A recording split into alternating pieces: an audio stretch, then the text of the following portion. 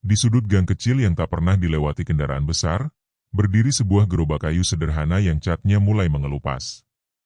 Tulisan, "Angkringan Pak Giman," di atas papan kayu itu nyaris pudar dimakan hujan dan panas.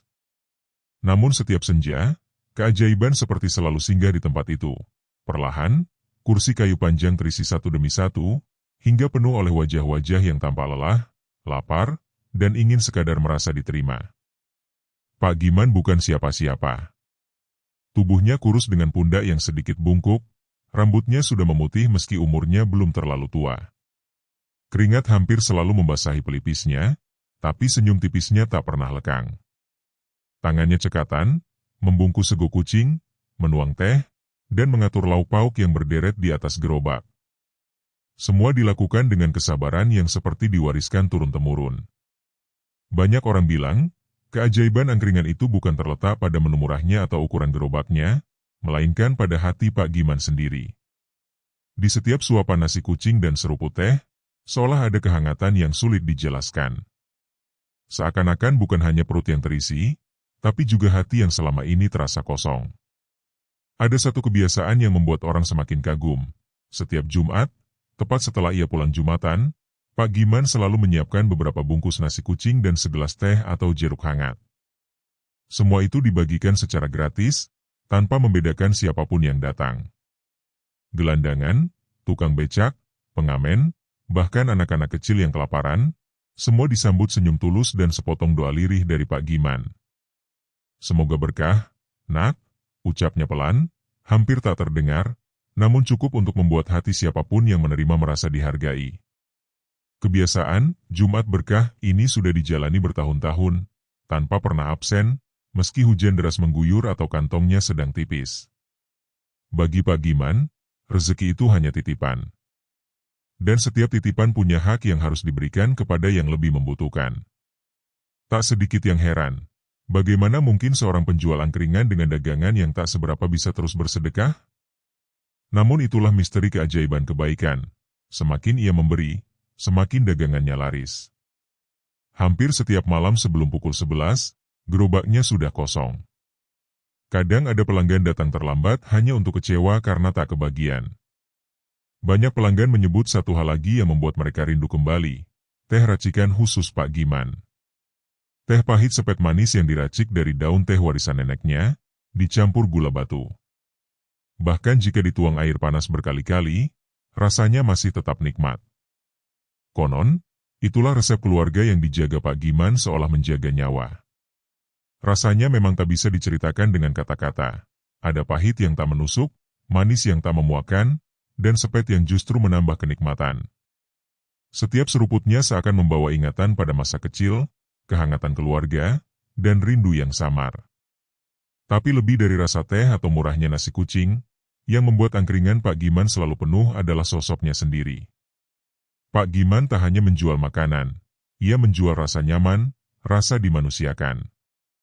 Setiap pelanggan merasa seolah sedang singgah di beranda rumah sendiri. Ia mendengar cerita mereka, meski hanya mengangguk pelan. Ia tertawa kecil saat ada yang bercanda, atau menepuk bahu pelan ketika seseorang tampak murung. Ada juga satu kebiasaan kecil yang membuat pembeli betah. Bila ada pelanggan yang belanja senilai Rp12.000, Pak Giman akan berkata, "Bayar Rp10.000 saja, Nak." Tak ada yang memaksa, tak ada syarat. Ia hanya melakukannya begitu saja, entah mengapa. Pembulatan ke bawah, katanya sambil tersenyum. Sekilas terdengar konyol, tapi disitulah letak keajaiban. Pembeli merasa dihormati, dihargai, dan ringan hati untuk kembali lagi. Setiap malam, lampu petromax di gerobak itu menyala redup, menciptakan cahaya kuning temaram yang menenangkan. Bau sate usus, gorengan, dan tempe bace mengepul tipis, menari bersama angin malam.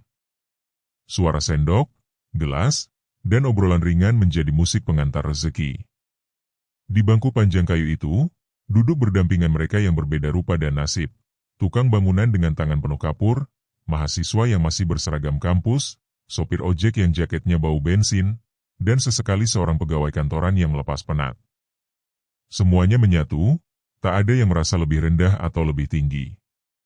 Itulah keajaiban kecil angkringan Pak Giman. Rumah Pak Giman sendiri tak lebih megah dari gerobaknya.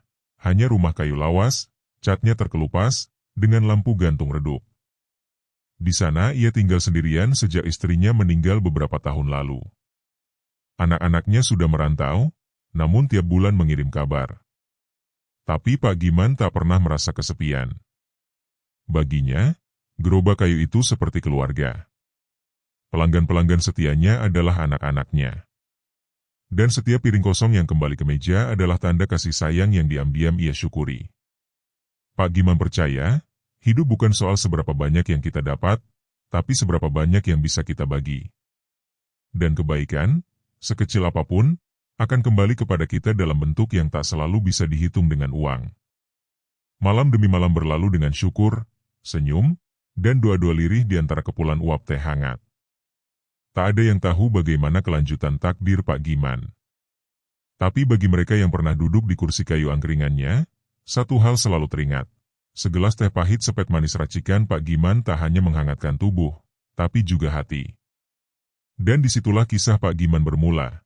Kisah seorang penjual angkringan biasa, dengan kebaikan luar biasa, yang kelak akan diuji oleh gelapnya iri hati manusia. Hari demi hari berlalu, angkringan kecil di sudut gang itu semakin ramai. Bangku kayu yang dulu sering kosong, kini hampir tak pernah sepi. Wajah-wajah baru muncul, bersanding dengan pelanggan lama yang telah lebih dulu jatuh hati pada teh pahit sepet manis dan sego kucing buatan Pak Giman. Di antara kepulan asap arang dan cahaya lampu petromax yang meredup, suasana angkringan seringkali seperti potret kehidupan. Ada yang duduk diam menatap kosong, ada yang tertawa keras seolah menantang malam, dan ada pula yang hanya menunduk sambil menyeruput teh, berusaha melupakan kepahitan hari itu. Pak Giman selalu ada di sana, berdiri di balik gerobaknya, tubuhnya sedikit bungkuk, tangan tak pernah berhenti bergerak. Dari matanya terpancar rasa lelah yang dalam, namun senyumnya tetap terjaga. Setiap piring kembali kosong adalah bukti bahwa masih ada orang yang mengandalkan angkringan kecil itu sebagai tempat singgah. Dan bagi Pak Giman, itu sudah lebih dari cukup. Suatu Jumat sore, setelah pulang dari masjid dengan sarung masih terlipat rapi di pundaknya, Pak Giman menyiapkan Jumat berkah seperti biasa. Beberapa bungkus nasi kucing, es teh manis, jeruk hangat, dan teh panas ditata rapi di atas meja kayu.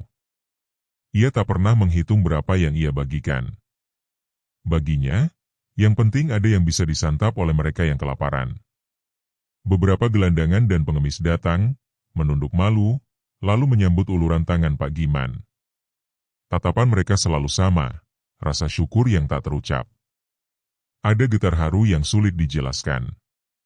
Di sudut hati mereka, mungkin hanya angkringan Pak Giman yang membuat Jumat terasa lebih ringan. Hari itu, angin berhembus lebih kencang dari biasanya. Daun-daun kering beterbangan, menari di atas jalanan berdebu. Pak Giman berdiri diam sesaat, menatap langit kelabu yang seperti menyimpan rahasia. Entah mengapa, ia merasakan sesuatu yang tak biasa. Tapi ia tak mau larut dalam rasa itu. Baginya, tugasnya hanya melayani siapapun yang datang, tanpa bertanya apa dan mengapa. Malam pun tiba. Lampu petromax digantung sedikit lebih tinggi agar cahayanya menyinari sudut-sudut bangku kayu. Kepulan asap dari sate usus dan tempe bacem membubung ke atas, seolah menulis doa di udara. Orang-orang datang, duduk, makan, lalu pergi. Begitulah malam-malam biasanya. Namun perlahan, suasana mulai berubah. Tak ada yang benar-benar bisa menjelaskannya. Hanya saja, beberapa pelanggan mengaku merinding ketika duduk terlalu lama di pojok gerobak. Ada yang merasa seperti diperhatikan oleh sesuatu yang tak tampak. Ada pula yang mendengar suara helaan napas berat di antara riuh obrolan, meski saat itu tak ada siapa-siapa di dekat mereka. Pak Giman sendiri merasakan angin malam semakin sering bertiup ganjil. Kadang, api di tungku tiba-tiba mengecil meski arang masih membara. Kadang, gelas-gelas teh bergemerincing pelan tanpa sebab. Namun ia selalu menenangkan diri, menyebut nama Tuhan dalam hati, dan meneruskan pekerjaannya. Di balik semua itu, kebaikan hati Pak Giman tetap berjalan. Ia masih membulatkan harga ke bawah, masih menyiapkan teh racikan khusus yang rasanya tak berubah sejak dulu. Dan setiap kali ada yang bertanya kenapa ia melakukannya, ia hanya menjawab dengan senyum lelah, rezeki itu titipan. Yang penting halal dan berkah. Suatu malam, seorang lelaki tua yang tak pernah terlihat sebelumnya datang. Bajunya lusuh, tatapannya kosong, namun ada gurat kesedihan yang begitu nyata di wajahnya. Ia duduk diam, hanya memesan segelas teh panas. Ketika gelas itu sampai di hadapannya, ia memegangnya erat-erat, seolah menggenggam sesuatu yang lebih dari sekadar minuman. Lelaki itu tak bicara sepatah kata pun, hanya meneteskan air mata yang tak sempat diseka. Setelah beberapa saat, ia berdiri, meninggalkan uang receh yang jumlahnya tak seberapa, lalu berjalan pergi. Pak Giman hanya menunduk, tak bertanya, tak mengejar. Baginya, setiap orang punya beban yang tak selalu perlu diceritakan. Malam-malam berikutnya, kejadian serupa terulang. Wajah-wajah lelah, tatapan kosong, dan langkah kaki yang seperti menyeret beban berat. Seolah angkringan Pak Giman menjadi tempat persinggahan bagi jiwa-jiwa yang hampir patah. Dan Pak Giman menerima mereka semua, tak peduli siapa, dari mana, dan membawa luka apa. Di tengah semua itu, racikan teh pahit sepet manis tetap setia hadir. Ajaibnya, setiap orang yang menyeruput teh itu selalu tampak sedikit lebih tenang. Tak jarang, senyum tipis muncul di bibir mereka sebelum pergi. Entah sugesti atau benar adanya, namun banyak yang percaya teh itu membawa sesuatu yang tak kasat mata, ketulusan. Suatu sore, langit tampak lebih gelap meski hujan belum turun. Pak Giman berdiri di samping gerobaknya, menatap jalanan yang lengang. Angin bertiup kencang, membuat lampu Petromax bergoyang perlahan. Selembar daun jatuh ke dalam panci air panas, membuat percikan kecil. Pak Giman hanya menghela napas panjang, menyebut nama Tuhan lirih. Ia tak tahu bahwa di sudut-sudut gelap kampung itu, ada yang sedang memperhatikannya. Wajah-wajah iri yang sejak lama bertanya-tanya, mengapa angkringan itu selalu penuh? Mereka tak tahu jawabannya, atau mungkin tak mau tahu, bahwa kunci sebenarnya bukan pada jin atau tumbal, melainkan pada hati yang tak pernah pamrih. Namun bagi Pak Giman, semua itu tak penting. Yang ia tahu, setiap Jumat adalah waktu paling istimewa. Bukan hanya karena sedekah yang ia bagi, tapi juga karena ia merasa lebih dekat pada sesuatu yang suci, sesuatu yang membuat hidupnya tetap bernyawa meski raganya kian renta. Malam itu, Pak Giman pulang lebih larut dari biasanya.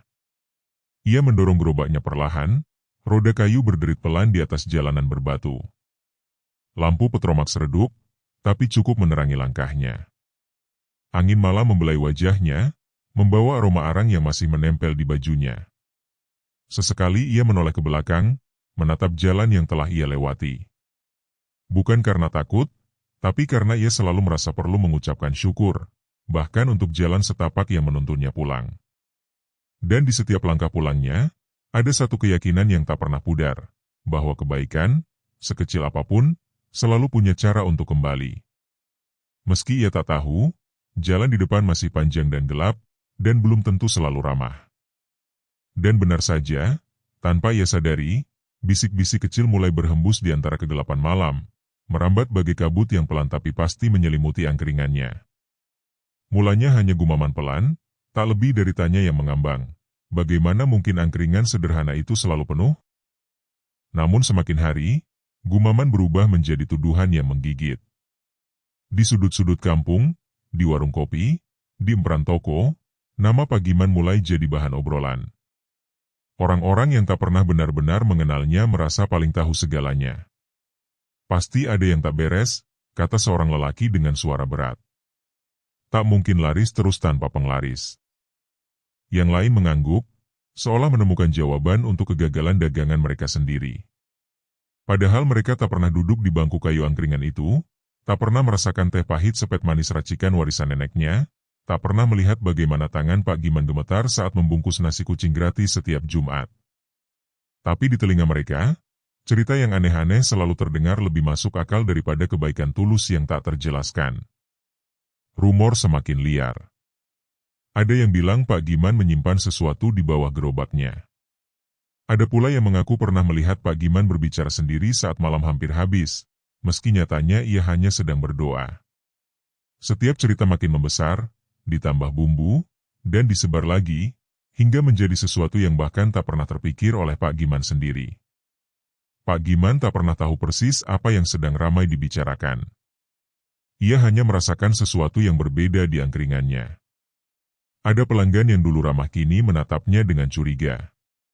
Ada yang memesan lalu pergi tergesa, seolah takut terlalu lama duduk di sana. Kadang, ia menangkap bisik lirih yang hilang ditelan hembusan angin malam. Namun ia memilih diam, menunduk, dan kembali menyiapkan teh. Malam-malamnya semakin panjang. Meski dagangan tetap habis, rasa lega itu tak lagi penuh. Ada beban yang menempel di pundak, sesuatu yang tak kasat mata namun beratnya terasa. Ia tak tahu harus bercerita pada siapa. Di rumah kayu reot peninggalan orang tuanya, ia hanya duduk sendiri, menatap lampu gantung redup, dan berbisik lirih memohon perlindungan pada Tuhan. Dan seperti menjawab bisik hatinya, keanehan demi keanehan mulai muncul. Pernah suatu malam, lampu petromax di angkringannya padam tiba-tiba, meski minyaknya masih penuh. Saat ia menyalakan kembali, nyalanya goyah, berkedip seperti sedang menahan tangis. Ada juga malam lain, ketika angin bertiup kencang, membuat api di tungku hampir padam. Tapi anehnya, tak lama kemudian api menyala lagi, lebih besar seolah ada yang meniupnya. Di saat yang sama, para pesaing Pak Giman semakin resah. Mereka yang gerobaknya selalu sepi menahan amarah yang lama terpendam. Kebaikan Pak Giman terasa seperti hinaan tak langsung bagi mereka yang sudah rela menempuh jalan gelap demi kelarisan. Kalau dia bisa laku tanpa tumbal, kenapa dagangan kita tetap sepi meski sudah bayar mahal? Bisik seorang penjual lain kepada temannya. Tak ada yang menjawab. Diam yang mengandung dendam justru lebih menakutkan. Dan diam-diam, semakin banyak yang tergoda untuk mencari tahu lebih jauh. Ada yang berjalan mengintai angkringan Pak Giman saat malam hampir habis, mengintip dari kejauhan, berharap melihat sesuatu yang aneh. Namun yang mereka saksikan hanyalah lelaki tua dengan punggung bungkuk, sedang mengelap meja kayu dengan kain lap kumal, atau duduk menatap jalan kosong dengan tatapan letih. Namun bagi hati yang sudah dipenuhi prasangka, kebaikan pun bisa tampak mencurigakan. Tak ada lagi yang percaya bahwa sedekah tulus dan harga murah bisa membuat dagangan laris. Yang mereka lihat hanya kemungkinan ada sesuatu yang tak terlihat. Di sisi lain, langit pun seperti ikut berubah. Malam-malam di angkringan terasa lebih dingin, angin yang lewat membawa bisikan tak jelas. Kadang, pelanggan merasa merinding tanpa sebab, menoleh ke belakang meski tak ada siapa-siapa. Ada pula yang mengaku bermimpi aneh setelah makan di angkringan Pak Giman. Mimpi berjalan di lorong gelap, dikejar bayangan besar yang tak punya wajah. Pak Giman mendengar cerita itu dari pelanggan setia yang ragu-ragu bercerita. Ia hanya terdiam, memegang cangkir teh erat-erat. Di hatinya, ada rasa takut yang perlahan tumbuh.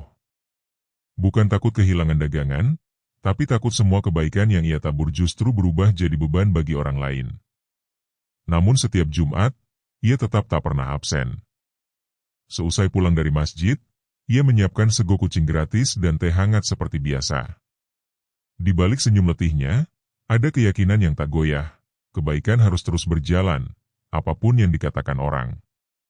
Ia percaya, kebaikan akan selalu punya jalan pulang, meski harus menempuh jalan terjal. Dan memang, meski rumor makin liar, pelanggan setia tetap datang. Mereka yang pernah merasakan tulusnya hati Pak Giman tak pernah goyah. Ada yang rela menunggu meski sudah tahu kemungkinan tak kebagian. Ada pula yang datang hanya untuk sekadar duduk, menatap lampu petromax dan menghirup wangi arang yang samar. Namun malam tetap punya rahasia.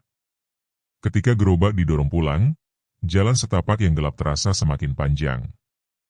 Angin malam seperti membawa suara-suara yang tak pernah terdengar di siang hari. Kadang, langkah Pak Giman melambat, menoleh ke kanan dan kiri, meski tak ada siapa-siapa. Tapi ia selalu kembali berbisik pelan, "Tuhan, lindungi hamba MU."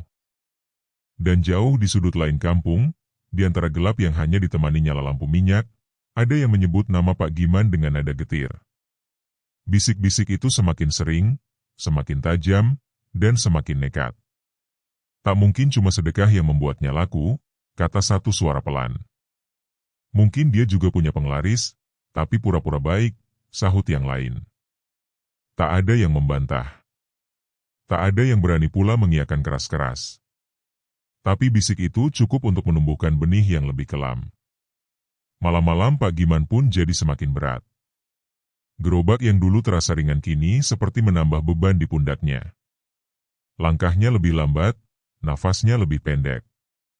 Namun senyumnya tetap ada, meski kadang hanya tersisa di sudut bibir. Dan di antara riuh pasar pagi, di balik canda tukang becak, nama Pak Giman mulai terasa berbeda. Tak lagi hanya disebut sebagai penjual angkringan baik hati, tapi juga sebagai misteri yang menunggu dipecahkan. Semua menanti jawaban, meski tak semua benar-benar ingin tahu kebenaran. Hingga pada suatu malam, Pak Giman duduk sendiri di bangku kayu angkringannya yang mulai lapuk. Lampu petromak seredup bergoyang pelan, bayangan tubuhnya menari di dinding gerobak. Ia menatap kosong ke jalan yang gelap, dan untuk pertama kalinya, ia bertanya dalam hati. Apakah kebaikan ini akan cukup kuat melawan apa yang tak terlihat? Dan malam pun tetap sunyi, hanya menyisakan bisikan angin yang membawa namanya ke penjuru kampung. Namun bisikan itu bukan hanya sekadar kabar, melainkan cambuk yang membakar iri hati mereka yang telah lama memendam benci. Di gang seberang, ada seorang penjual angkringan bernama Warto. Gerobaknya tak pernah penuh, meski ia sudah mencoba segala cara, bahkan menyisihkan uang demi jin penglaris. Setiap malam, Warto duduk di balik gerobaknya, menatap angkringan Pak Giman dengan mata merah penuh dendam. Kenapa dia? Batinnya bergolak. Kenapa dagangannya selalu habis, meski cuma sedekah dan teh pahit itu? Warto tak sendiri. Ada pula Pak Iman, sahabat lama Pak Giman yang dulu sama-sama merintis usaha di jalanan kampung. Namun Pak Iman memilih jalan gelap, menempuh pesugihan demi kelarisan. Meski begitu, gerobaknya tetap sepi. Dan semakin sepi dagangan mereka, semakin menghitam pula hati mereka. Hingga akhirnya, pada suatu malam penuh angin, Warto dan Pak Iman duduk berhadapan di belakang rumah Pak Iman. Di antara bau kemenyan yang dibakar diam-diam, keduanya saling bertukar tatap. Kita sudah cukup sabar, bisik Warto, suaranya parau. Sekarang saatnya dia merasakannya juga. Pak Iman mengangguk perlahan. Mata tuanya memancarkan luka dan amarah yang telah lama terpendam. Kita datangi dukun tua itu, gumamnya, nyaris tak terdengar. Biar dia tahu rasanya kehilangan. Malam berikutnya, mereka berjalan menembus gang sempit menuju sebuah rumah tua yang dikenal penuh rahasia. Langkah mereka ragu, namun dendam menuntun kaki mereka tetap maju. Di dalam rumah, asap kemenyan menari di udara, dan di sudut ruangan duduk seorang dukun tua dengan sorot mata kosong. Warto dan Pak Iman menunduk dalam. Kami ingin menjatuhkan Pak Giman, kata Pak Iman lirih. Agar dagangannya hancur, agar ia tak lagi berdiri di gang itu. Dukun tua itu mengangguk perlahan. Tumbal harus disiapkan, gumamnya. Jin tak bekerja tanpa upah. Warto menyerahkan sesuatu yang dibungkus kain hitam, potongan kuku dan sedikit rambut yang diam-diam ia ambil dari kursi kayu angkringan Pak Giman. Pak Iman menahan nafas, hatinya berdebar keras, tapi mulutnya tak berani menolak. Mulai malam ini, jin akan dikirim, bisik dukun itu, suaranya dingin seperti angin malam. Tapi ingat, kebaikan kadang lebih kuat daripada kalian bayangkan. Malam pun turun. Di angkringan Pak Giman, suasana berubah. Lampu petromax meredup, cahayanya bergetar. Angin malam bertiup lebih kencang, membawa bau tak wajar yang menusuk hidung. Pelanggan lama yang setia pun merasa merinding, beberapa menoleh gugup ke sudut gelap di balik gerobak. Pak Giman menunduk, hatinya gelisah, meski tak tahu sebabnya. Tangannya gemetar saat menuang teh, dan dadanya terasa sesak. Namun ia tetap berdiri, tetap menyapa dengan senyum letih. Dalam hati, ia hanya sempat berbisik, Tuhan, lindungi gerobak ini. Malam selanjutnya, usaha gelap itu semakin nekat. Jin pesugihan yang dikirim dukun tua itu tak hanya muncul sebagai bisikan, tapi menjelma jadi bayangan hitam. Beberapa pelanggan mengaku melihat sosok besar berdiri diam di balik gerobak kayu, matanya merah menyala. Ada yang mendadak pingsan, ada yang lari terbirit-birit meninggalkan makanan mereka. Namun anehnya, setiap kali Pak Giman membagikan nasi kucing gratis dan teh panas di Jumat Berkah, bayangan itu lenyap. Seolah aroma kebaikan tulus menolak kegelapan. Doa-doa bisu para gelandangan dan tukang becak yang mengucap terima kasih dalam hati menjadi pagar tak kasat mata. Warto dan Pak Iman tak menyerah. Kegagalan pertama membuat dendam mereka semakin membara. Mereka mendatangi dukun itu lagi, membawa tumbal lebih gelap, seekor kucing hitam yang mereka sembelih dengan gemetar. Kirimkan santet. Biar dia sakit, biar gerobaknya tumbang, desak Warto, suaranya bergetar di antara takut dan benci. Dukun tua hanya mengangguk pelan, matanya semakin merah, suaranya parau. Kebaikan lelaki itu kuat. Tapi kita coba lagi, lebih dalam. Dan malam itu, santet dikirimkan. Di angkringan, Pak Giman mendadak merasa kepalanya berat, tubuhnya lemas. Keringat dingin membasahi pelipis. Beberapa pelanggan setia melihat ia terhuyung, hampir jatuh. Namun Pak Giman tetap berusaha berdiri, menggenggam gerobak kayu itu erat-erat sambil memejamkan mata. Ia berbisik dalam hati, Tuhan, hanya Engkau tempatku bersandar. Keajaiban pun terjadi, lampu petromax yang hampir padam tiba-tiba menyala lebih terang. Angin malam yang semula mencekam berubah sejuk, dan keringat di wajah Pak Giman perlahan mengering. Para pelanggan tertegun, ada yang menggenggam cangkir lebih erat, menahan haru. Di sisi lain kampung, kabar menyebar, santet dan tumbal tak mempan. Warto dan Pak Iman semakin tertekan. Mereka yang dulu yakin jalan hitam akan memberi kemenangan, kini dihantui mimpi buruk. Konon, Warto bermimpi melihat gerobak Pak Giman dikelilingi cahaya samar, sementara ia sendiri terjebak dalam lorong gelap tak berujung. Pak Iman pun mulai batuk keras tiap malam, tubuhnya makin lemah. Namun dendam kadang lebih keras daripada logika. Warto mendesak dukun itu sekali lagi. Apapun harganya, jatuhkan dia, katanya, hampir seperti orang putus asa. Dukun tua itu hanya diam, menatap Warto dan Pak Iman dengan tatapan kosong. Harga yang kau bayar mungkin lebih besar dari yang kau kira, gumamnya. Tapi malam itu, sekali lagi, angkringan Pak Giman tetap berdiri. Bayangan hitam muncul, tapi tak pernah sanggup mendekat. Doa tulus Pak Giman dan sedekah Jumat Berkah jadi benteng yang tak terlihat. Pak Giman sendiri semakin letih, tubuhnya makin ringkih. Namun setiap pagi, ia tetap menyiapkan teh racikan warisan neneknya. Setiap Jumat, ia tetap membagikan nasi kucing gratis sambil berkata lirih, semoga bermanfaat. Dan tanpa disadari, itulah tameng terkuat yang tak pernah sanggup ditembus kebencian. Namun gelap tak pernah benar-benar menyerah. Di sudut kampung yang paling remang, Warto dan Pak Iman masih duduk bersisian, dada mereka dibakar dendam yang tak juga padam.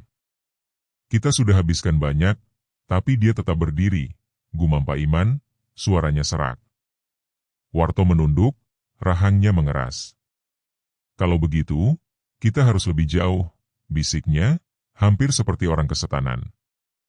Lebih hitam, lebih dalam, apapun harganya. Malam itu, mereka melangkah ke jalan setapak yang jarang dilalui.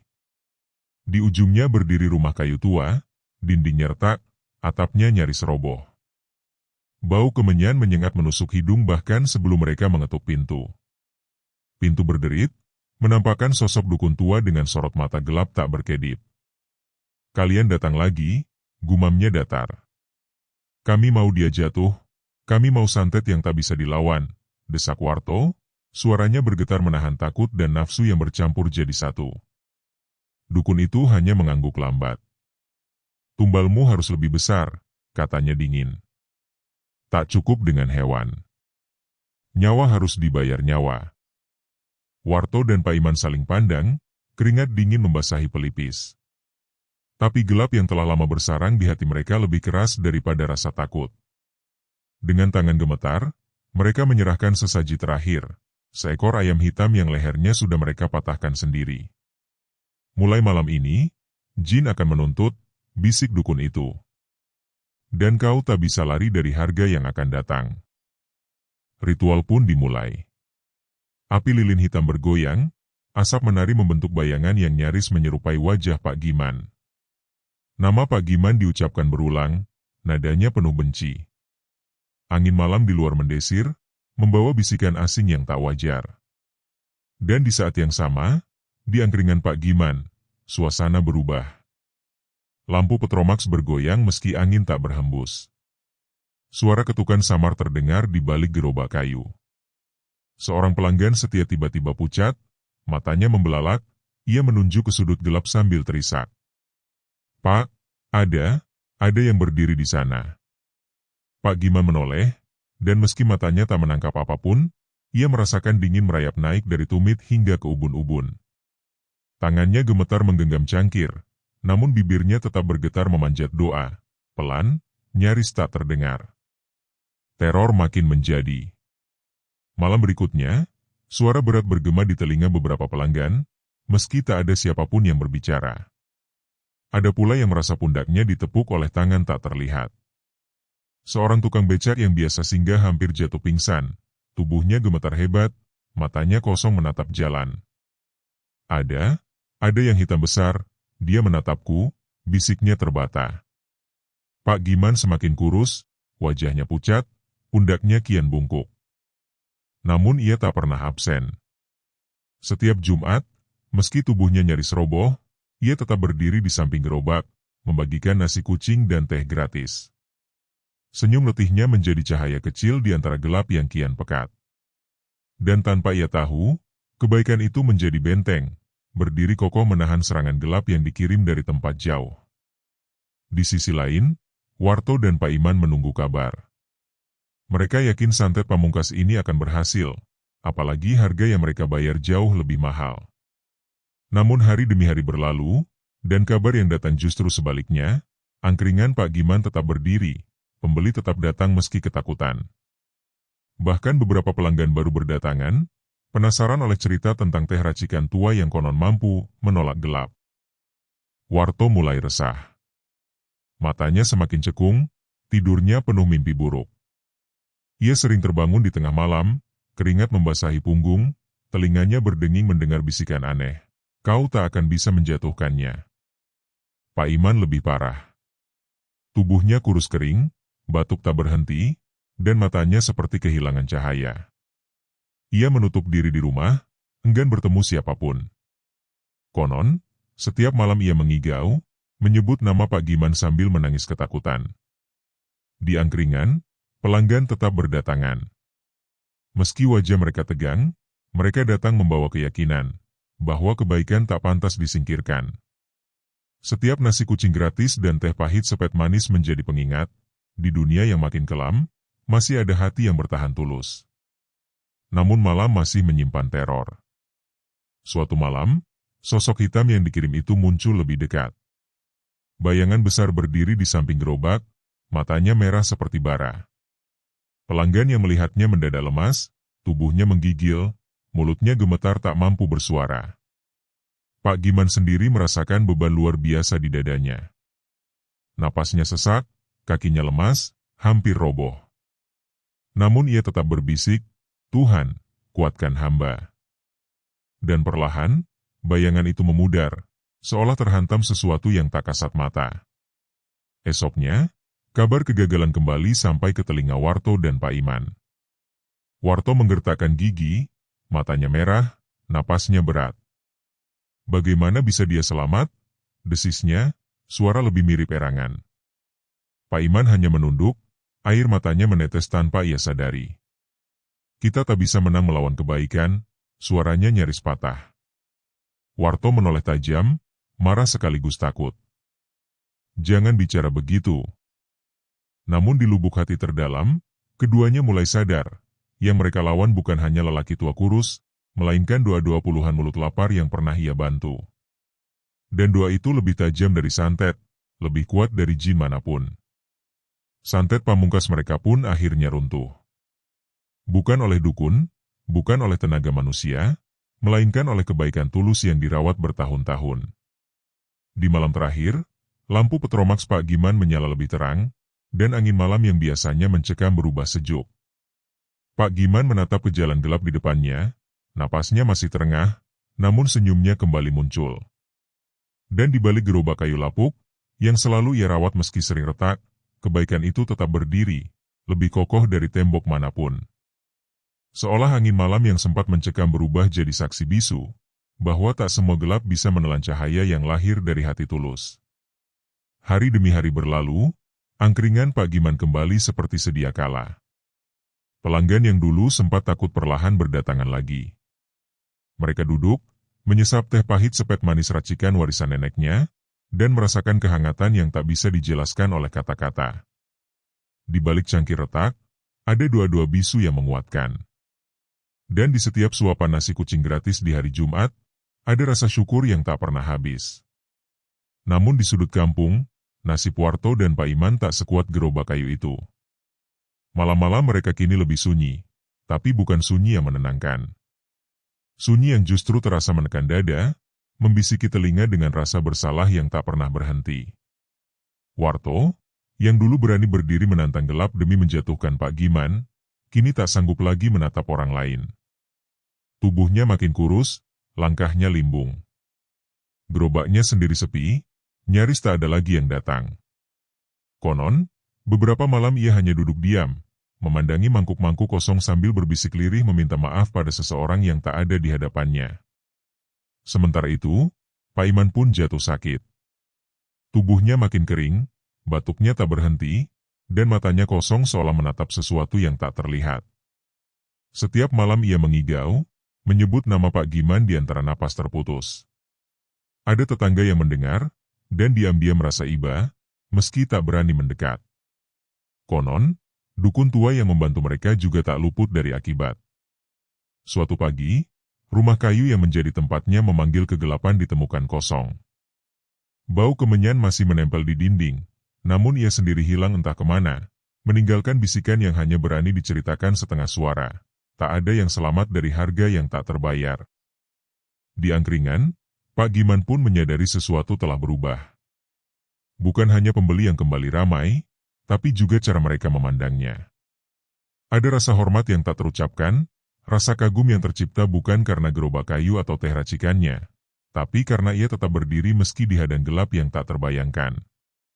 Tubuh Pak Giman memang makin renta. Pundaknya lebih bungkuk, tangannya sering gemetar, dan langkahnya semakin lambat. Namun senyumnya tetap sama, senyum yang menenangkan, senyum yang seolah mengatakan bahwa hidup tak selalu tentang siapa yang lebih kuat, tapi siapa yang tetap berdiri meski dilanda gelombang. Dan di setiap Jumat, ritual kecil, Jumat berkah, tetap berjalan. Nasi kucing gratis, segelas teh panas, dan dua lirih yang tak pernah ia lewatkan. Bagi sebagian orang, ini tampak sepele. Namun bagi gelandangan, pengemis, dan tukang becak yang singgah di bangku kayu angkringannya, inilah cahaya kecil di antara pekatnya malam. Suatu sore, seorang pemuda yang dulu ikut mendukung rencana gelap Warto datang ke angkringan. Wajahnya pucat, matanya menahan rasa bersalah. Ia hanya duduk, menatap cangkir teh di depannya. Tangan kurusnya gemetar saat menggenggam cangkir itu, dan dari matanya jatuh setetes air mata yang cepat ia seka. Pak Giman menoleh, menatapnya lembut tanpa bertanya apapun. Seolah ia sudah tahu, tapi tak butuh penjelasan. Pemuda itu tak berucap sepatah kata pun, hanya menunduk lebih dalam. Dan dalam diam itu, ada pengakuan, ada penyesalan, ada luka yang tak sanggup diceritakan. Di kampung, kabar tentang kegagalan santet dan tumbal menyebar. Bukan sebagai ancaman, tapi sebagai kisah yang diceritakan pelan-pelan, tentang lelaki tua dengan gerobak reot yang mampu bertahan bukan karena jin penglaris, tapi karena kebaikan yang tak pernah putus. Orang-orang mulai percaya, bahwa keajaiban kadang bukan datang dari mantra atau pesugihan, tapi dari tangan yang rela memberi meski sedikit, dan hati yang tulus mendoakan meski tak dikenal. Malam-malam angkringan Pak Giman memang tetap diselimuti angin dingin, tapi kini tak lagi terasa mencekam. Lampu petromaks yang redup tampak lebih teduh, dan gerobak kayu retak itu seolah memancarkan kehangatan. Seorang pelanggan pernah berbisik, gerobak Pak Giman bukan cuma kayu, di dalamnya ada doa dan sedekah yang tak pernah berhenti. Di sisi lain, Warto akhirnya menyerah. Suatu malam ia membongkar sesaji hitam yang dulu ia tanam sendiri. Tangannya gemetar, napasnya berat, dan matanya basah. Ia tahu ia takkan pernah menang melawan kebaikan. Dan Pak Iman, di ranjang kayunya, hanya bisa terbaring menahan rasa sesal yang terlambat disadari. Tak ada yang menghakimi mereka. Tak ada yang mengumumkan kesalahan mereka keras-keras. Tapi semesta seolah menuliskan sendiri, kebencian selalu berbalik pada yang menanam. Pak Giman sendiri tak pernah tahu detail apa yang mereka lakukan. Yang ia tahu hanya satu, gelap pernah datang, dan tak berhasil tinggal. Ia tak pernah membalas dengan kutukan, hanya dengan sedekah kecil dan doa yang sama setiap malam. Tuhan, semoga apa yang sedikit ini bermanfaat bagi yang lain. Waktu pun berjalan. Rambut Pak Giman semakin memutih, kulitnya semakin keriput. Namun, Jumat Berkah tetap berjalan. Gerobaknya mungkin sudah terlalu tua, teh racikannya mungkin tak lagi sepekat dulu, tapi pelanggan tetap datang. Bukan hanya karena lapar, tapi karena percaya, duduk di angkringan itu berarti duduk di tempat yang penuh ketulusan. Dan suatu malam, saat Pak Giman merapikan piring dan sendok, ia berhenti sejenak, memandang langit yang gelap. Di matanya ada lelah yang panjang, namun juga ada tenang yang tak bisa dibeli. Ia menutup mata, mengucap syukur dalam hati, meski hanya ia dan Tuhan yang mendengar.